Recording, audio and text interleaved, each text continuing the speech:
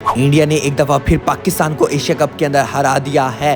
Captain Salman Ali Agha, कैसी captaincy आपने की है। अब अंदाजा लगा ले कि हमने हमारा रेगुलर बॉलर मोहम्मद नवाज का एक ओवर भी यूज नहीं किया, और हमने मोहम्मद नवाज का ओवर इस वजह से नहीं करवाया कि साइम अयूब से हमने बॉलिंग करवानी है। साइम अयूब 3 ओवर के अंदर 35 रन खाते हैं इंडिया के अगेंस्ट। पहले 9 ओवर्स के अंदर से साइम अयूब 3 ओवर करवा चुके होते हैं। क्या हमारे पास इतनी लिमिटेड बॉलिंग है कि हम पहले 9 ओवर्स के अंदर से 3 ओवर साइम अयूब के करवा देंगे?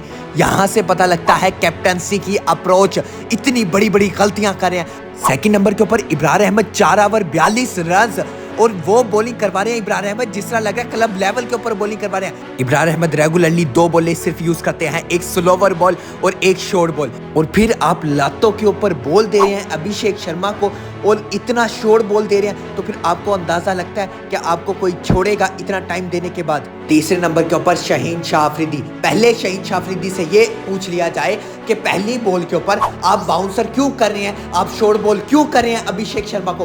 पहली ही बॉल के ऊपर छक्का मारने के बाद पाकिस्तान की बॉलिंग लाइनअप बैक के ऊपर आ गई थी।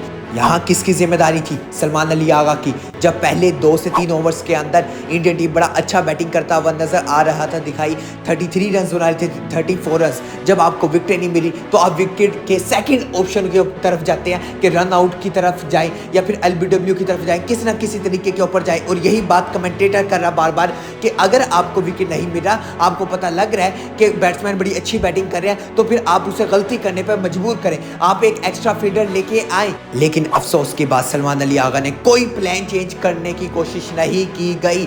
हम एक मोमेंटम में आ गए थे, हमें एक अच्छा स्कोर मिल चुका था, हमारी बैटर्स ने 171 रन बना दिया था इस पिच के ऊपर। 171 run is a good total. जिस तरह साहबजादा फरहान ने बैटिंग की, 45 बॉलों के ऊपर 58 रन बनाया, और उस जसप्रीत बुमराह की धुलाई की जो इंडियन बॉलर का सबसे एक्सपीरियंस बॉलर और सबसे मेन बॉलर था।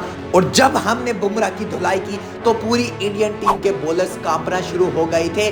9 बॉल पे 9 बॉल वाइड के ऊपर wide, miss chances, drop catches, जो भी था, मिस फील्डिंग करना, हर चीज तरीके से हो रही थी, क्योंकि उनका जो मेन बॉलर था जसप्रीत बुमराह वो अंडर प्रेशर आ चुका था। हत्ता के जसप्रीत बुमराह भी लगातार 9 बॉल्स करवाता हुआ दिखाई दिया, फुल टॉस करवाता हुआ दिखाई दिया। ये चीजें जब होती है जब आप एक प्रेशर के अंदर होते हैं। हमें एक मोमेंटम दिला दिया गया था फ़खर जमान की तरफ से, साहबजादा फरहान की तरफ से, साइम अयूब की तरफ से एक बड़ा अच्छा स्टार्ट मिला हमें पाकिस्तान टीम को, और हम इस स्टार्ट को लेके साथ चल रहे थे। पहले 10 ओवर के अंदर हमने 91 रन बना लिए थे।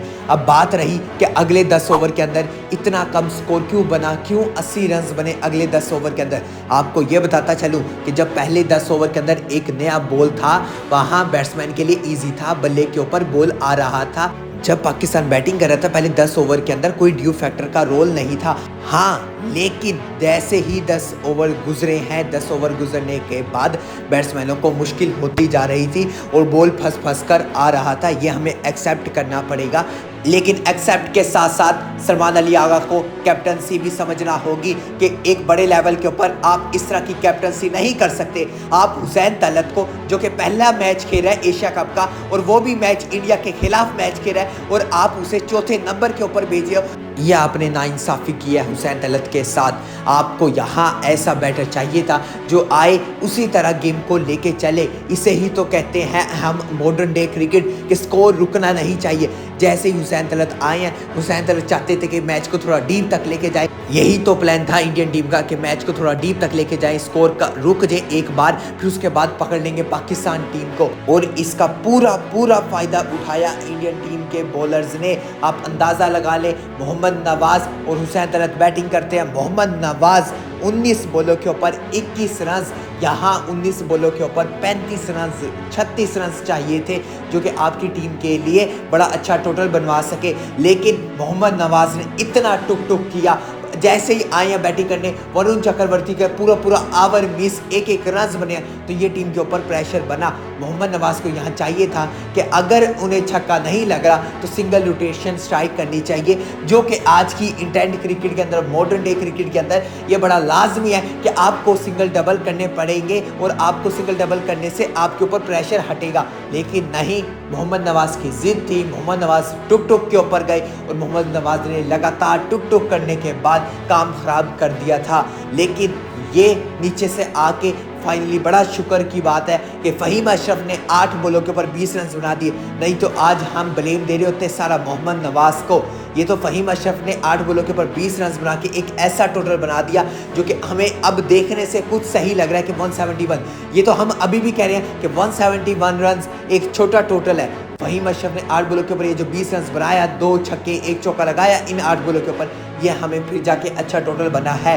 नहीं तो हम पूरी बैटिंग लाइनअप के अंदर देख लें तो दरमियान में आके मिडिल ऑर्डर ने टुक करना स्टार्ट कर दिया था। आप हुसैन दलत की बात करें, आप सलमान अली आगा की बात करें, या फिर आप बात कर लें मोहम्मद नवाज की, ये वो 3 से 4 बल्लेबाज थे जिन्होंने पाकिस्तान टीम को काफ़ी डैमेज किया नीचे से आके बैटिंग के अंदर।